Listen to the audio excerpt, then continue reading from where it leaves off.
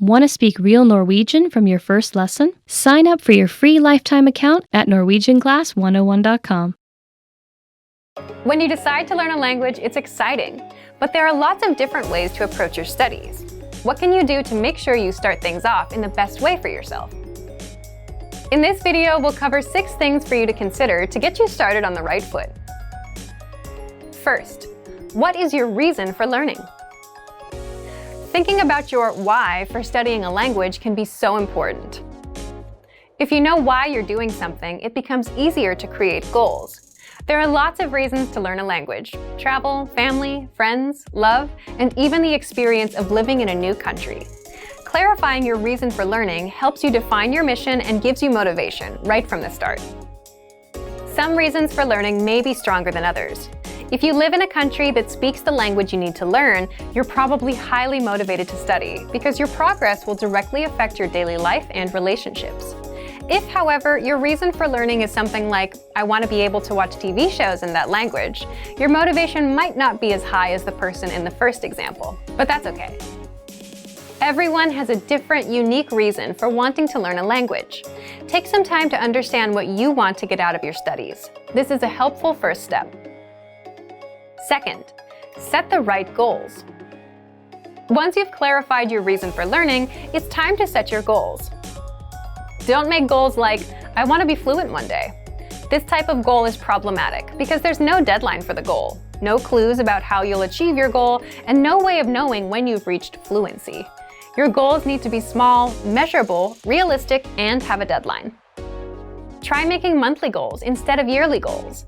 Saying, I want to be fluent one day isn't helpful. Instead, make a goal like, be able to speak for 1 minute by the end of the month. A goal like this gives you a target, a skill to develop, and a deadline. You have 1 month to practice your speaking skills enough to be able to talk for 1 minute. You can set a timer and track how long you're able to speak. This is also a realistic goal. Learning enough to speak for 1 minute in 1 month is reasonable. You can even think of how you might reward yourself for achieving the goal. Third, reward yourself for achieving your goals. You can determine your rewards when you determine your goals. Rewards are powerful motivators. You should be working consistently towards your goals, but there will undoubtedly be times when the work isn't fun and you need something to push you through. When you come home after a long day of work or school on a rainy day, maybe the last thing you want to do is open a book and start studying. It's so much easier to turn on Netflix or scroll social media, but if you have a reward, you can use it as a motivator. As mentioned before, it's important to remember why you're learning a language and what your goals are. For many people, thinking about the rewards they'll get along the way boosts their motivation. If you give yourself something to look forward to, it can help you get through the times you may not feel like putting in the work. Fourth, match your routine to the study medium. The word routine here refers to your everyday routine. You need to understand your personal schedule and your personality to make a study schedule that's right for you. It may come as a surprise that this is a step where many people fail. They think they can do a lot more than they actually can, get overwhelmed, and quit. In the end, the people who give up after just a few weeks of hard study are only able to do a fraction of what they planned to be able to do. It can be tough to understand your own limitations. We all like to think we're capable of doing anything we put our minds to, at any time, on any day. But the reality is, there will be times when we're tired, bored, or just don't feel like studying. We need to be able to plan for times like these. To do that, we need to understand our own limitations. Try this. Write out your weekly schedule.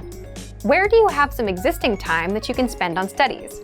For example, maybe you have some time on your commute every day, or sometime during a lunch break. If you're super busy, like most people, look for places in your day that naturally make sense, instead of trying to create a whole new block of time to devote to your studies.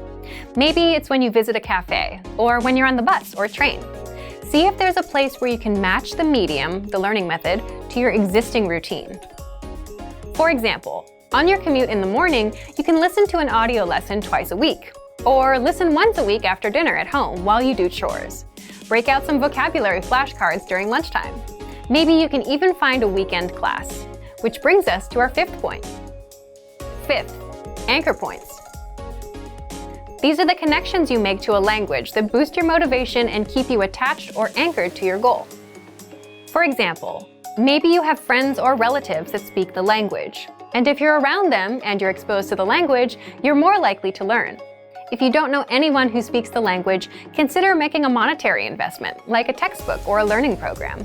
By paying for something, you make a commitment to yourself to use it. Sixth, assessment. It's good to know where you are in your studies and determine if you're making progress. If you're not moving forward, maybe the methods you're using aren't quite right for you. Or maybe you need to find new ways to add studying into your routine to give you more opportunities to learn. But don't do assessments so often that you don't actually have a chance to learn. For example, if you take a test once and get a score you're not happy with, don't immediately take the test again. Give yourself time to study and develop your skills more. Then you can come back and try again.